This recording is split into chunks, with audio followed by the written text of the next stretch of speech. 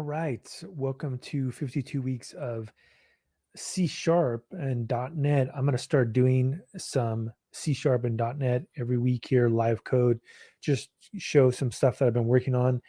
I've done C Sharp really in more like a hobbyist way since, let's say 2010, something like that. So I've definitely had some experience with C Sharp, F Sharp, PowerShell, but I haven't really done really a deep dive on it. Again, I'm more of a kind of a hobbyist with it, and even though I've explored things like Unity, Xamarin, and done some production software with it, I'd like to go a little bit deeper and kind of just play around with it each week. So that's really the idea here: is that there's not necessarily an agenda. Maybe it's a little bit of a rambling road here, but the idea here is to dig into more C Sharp stuff and play around with it, especially with an eye towards modern tools. So using things like, for example, GitHub Codespaces, integrating with AWS, those kinds of things I think would be things that I'd probably cover most heavily. So let's go ahead and get started here. I'm going to share my screen and get started. And what I will do is first start out with building an environment inside of GitHub Codespaces. I think that's probably one of the better places to really develop for C Sharp. I mean, there's obviously you can use Visual Studio. You can use Visual Studio Code locally. I prefer, in fact, to develop inside of an environment like GitHub Codespaces. Let me show you how it works. So first up, I'll say new. And actually, let me try a different organization where I have some really powerful tools. So here I have an environment that I use for teaching, where I teach in the university level. And what I'm going to do is I'm going to create a new repo inside of here, and I'm going to say, really the basics. So we'll go ahead and say live coding, C Sharp here, and I'll put in some notes, day one of live coding with C Sharp and .NET. And I'll make this a public repo. I'll add a README file, always a good idea. And now for the templates, we're going to add, for gitignore, I'll add Visual Studio because I'm going to be developing in that context quite a bit. And I'll add a Creative Commons license here. Okay, I'll create this repo. And so this is step one when you start developing inside of this environment, is you create the repo in GitHub. Now to use GitHub Codespaces, I'm going to, since I already have this enabled for my account, that's an education account that I use at the university level, I'm going to go ahead and select code. And then notice it says create codespace on main, limit of 30 codespaces reached. Okay, so this happens if you're a huge user of codespaces, which I am. Pretty easy to fix. All I got to do is go over to my account and open up a new tab here, and I'll go to Codespaces and I'll just delete, something I did recently, so I have one available. There we go. So that's deleted.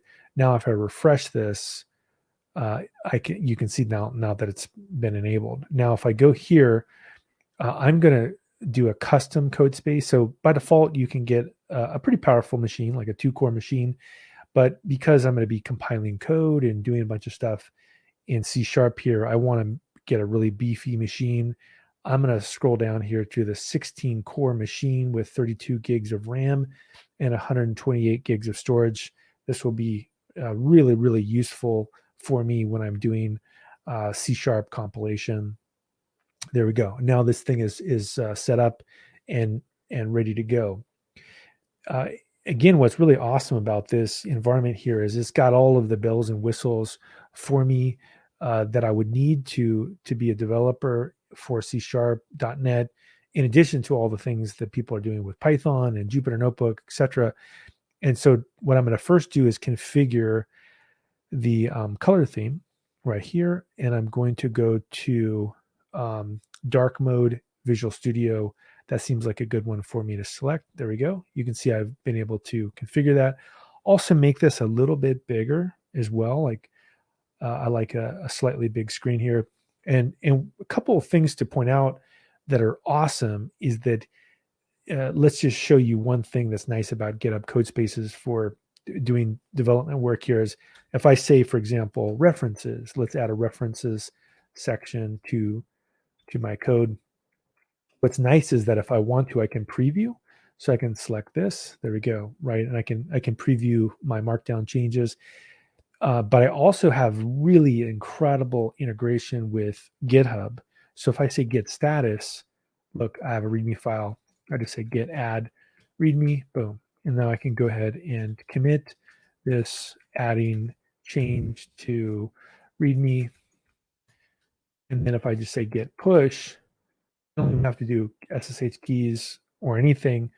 We're good to go, right? And that's awesome for me in terms of just kind of getting started and getting ready to go. Now, one of the things to point out here is that I also can use the .NET CLI. And so if we go here and we say, for example, I believe I had this GitHub Codespaces.net, you can see here using GitHub Codespaces with .NET Core. There we go. We got a good article here, and you can see we announced this for early support for .NET Core. You can see all these different things that you can do for it. There should be some documentation here for some of the things that you can do. And so here we go. Codespaces example .NET Core. This is a starter. This project is a .NET Core starter for developers to use in Codespaces that includes basic tools and extensions. And so they give you a link. So let's add this as a reference point here. So we can say, Codespaces .NET starter kit, Codespaces .NET starter kit. There we go. And we have got that listed now. And you can see here, there's a bunch of different things that they are recommending that you can do in here. Like these are different tools, Azure Functions, Core Tools, .NET, SDK, a free cross-platform and open source compiler for your code right here. And also there's Visual Studio Code extensions. So these are already, I believe, installed automatically for you. And then here's some dot files as well. And so here's some notes here that they talk about. They say for usage, you're going to want to head on over to Online Visual Studio and sign up for the Visual Studio Codespaces. And in particular, we can see here, you'll create an environment instance. We got all this connecting to the environment. So there's some good notes here that somebody would want to use. I would say the thing that I would probably highlight to start with is that the .NET tool is already installed, right? So you can see here that this is gives us the ability to look at, for example, the install runtime. So if we say list SDKs, here we go. We have 3.1 and 6. So .NET 6 is really the latest and greatest runtime here. And one of the nice things about .NET 6 is there's some really cool new technologies like Blazor. And I think I have an example Blazor. Let me look at my repo here and see if I have a Blazor example. C# .NET 6. Here's maybe where I have one. Yeah, here's a Blazor app that I built out, and you can see this example. And did I put some docs here for Blazor? This is a Docker container build. I don't necessarily see the Blazor, but we can just take a look at this Blazor app here. That the program file is pretty simple, and in fact, I can just look at Blazor and just follow the instructions. So let's go ahead and do that. Blazor.net hello world, And if we go here, we can probably just follow. Here we go. So let's get started. There we go. So we need the .NET command line tool. We've got it. And then we go to the next step, which is we create our Blazor app. So let's just follow this instruction. In fact, I'll put a link to it here. So we'll say references, Blazor, how do you spell Blazor tutorial there? There we go. So we have a Blazor tutorial that looks pretty good. And so we'll just follow the instructions here to build this out. In fact, I'll probably put a little README here that says Blazor steps or something like this. And then we would just go through here and do the first part here so we can copy that. I'll put this command inside of here. And so let's look at what the command does. It says .NET, build a new Blazor server app, no HTTPS. So basically make it unencrypted and target .NET 6. Okay, that looks pretty reasonable. Let's go ahead and do that. And let's run this command. So we can go through here and run this command now. And this will locally create that application. There we go. And we have an app called Blazor app. And look inside, we've got all this stuff inside of here. And so notice that once I've done this, it says, do you want to install the recommended extensions for C#? Yep, let's go ahead and do that. It's going to go ahead and install those extensions. So really, Visual Studio Code is pretty cool because, and let me even make this a little bit bigger, because it has so much great integrations and it even knows what you're doing. So we go here and we say required assets to build and debug are missing. Sure, why not? Let's do it. Let's go ahead and do what you want me to do. I really like that kind of a workflow where it discovers what it is you're doing and it kind of helps you build it out. And now if we go back here, we're actually in a good spot here. We've got the C# environment created, and then you can look through here and you can see the code here. Pretty simple as well, and it's very procedural, right? You say make a instance, like it's kind of like a like a scripting language type web app. Add these services to the container. We go ahead and we make that app, and then we go through here and we say here's our application. Now, insert in terms of this tutorial, it's going to want us to cd into that directory. So let's go ahead and do that.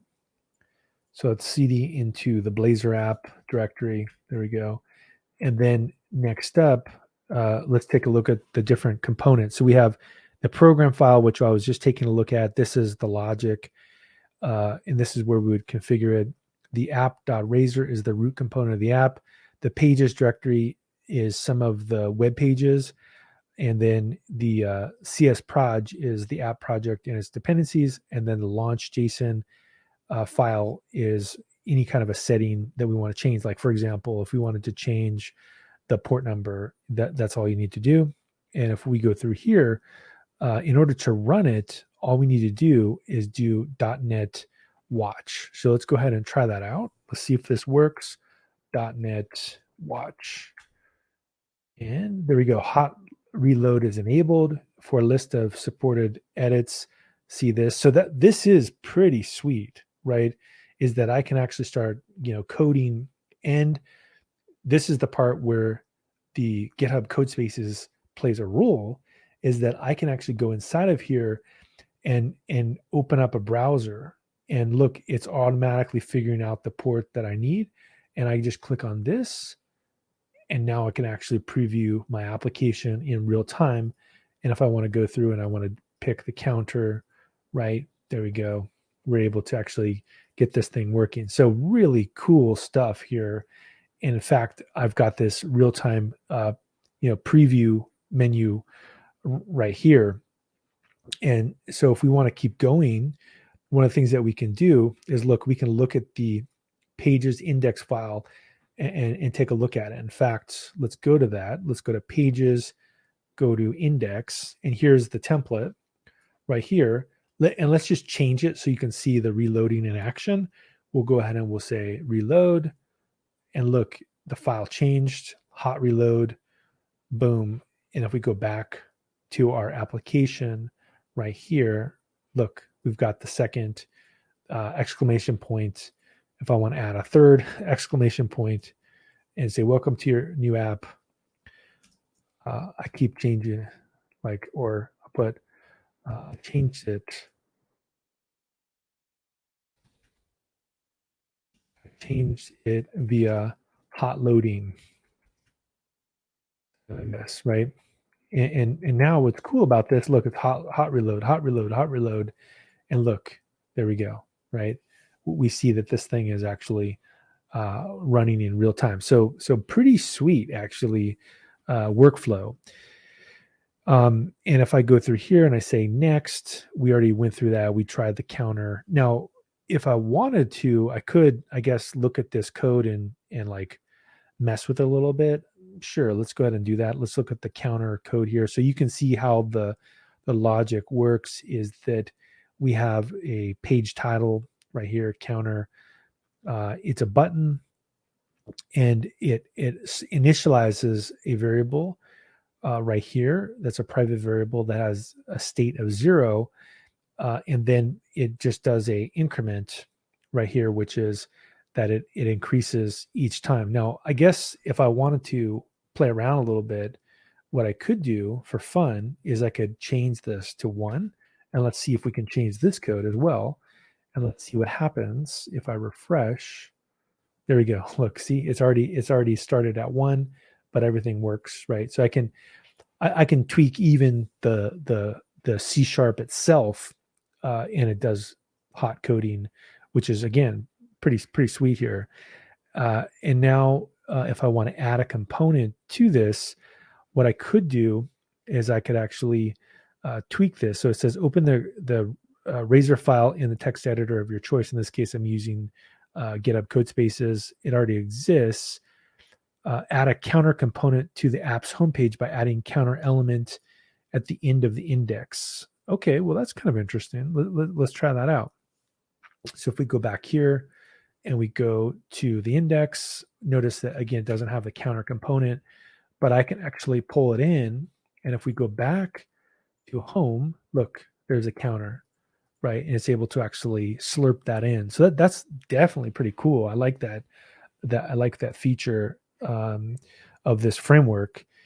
And we also can modify a component as well. So we can go through here and say component parameters are specified using attributes or child content, add a public property for increment amount, and then change the increment amount method to use it when incrementing. So yeah, that's kind of cool. So we can basically tweak this code here so that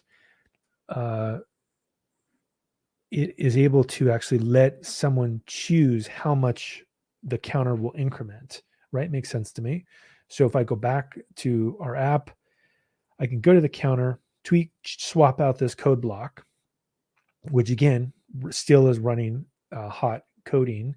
And then I'm going to need to go to the, into this piece of code, and I'm going to go to the index, and I'm just going to swap it out so that now the user has the ability to increment things. And so if we go back to our application and we go to home, we refresh this, we say, here we go. How does it work? Click on me. Look, it's now incrementing by 10 here, which is pretty nice. And if I keep going here, you can see here that I've really got this thing cooking. So what I'll do now is I'll just stop it. Now, you can obviously auto deploy this thing to, let's say, for example, AWS, using something like Copilot. And once you've got it tested in here, it would really be the next step. So I'll go ahead and say git status. Let's actually go up a directory, and we'll say git status. Say let's put the VS Code stuff. Let's actually hide that. So I'll say git ignore, and I'm going to tell it to ignore the VS Code config. Go. And now if I do git status, should be there, dot git ignore. I'm going to say git add readme, then git add Blazor app. Okay, so I got this thing checked in. Cool, adding Blazor. Okay, and we'll go ahead and put this in. Perfect. So we've pushed in one thing. Now, the second thing that I think will be cool to cover that really highlights why this environment is so awesome for working with .NET is that I think we can set up a continuous integration step here. And so what I will do is I'm going to go to another repo I set up a few days ago that deals with C#, and we'll go ahead and take a look. And C# GitHub Actions, this looks pretty good. And so what I can do is I can create a directory called hello tests and cd into it. So let's go ahead and do that first. So I'm going to go ahead here and I'm going to do that. There we go. And then the next thing that I'm going to do is I'm going to use the .NET command to create some XUnit tests here. So we'll go ahead and do that. Perfect. And now we've got a .NET XUnit project, and that should be inside of this directory right here. Perfect. And now we see this is the unit test. And so the unit test is right here where it says fact. You can see there's nothing in there to start with. And what I will do is I will go to my other project here and I'll just essentially swap out some code I have that is a very trivial inline test. So this isn't really real world. This is more for like instructional purposes.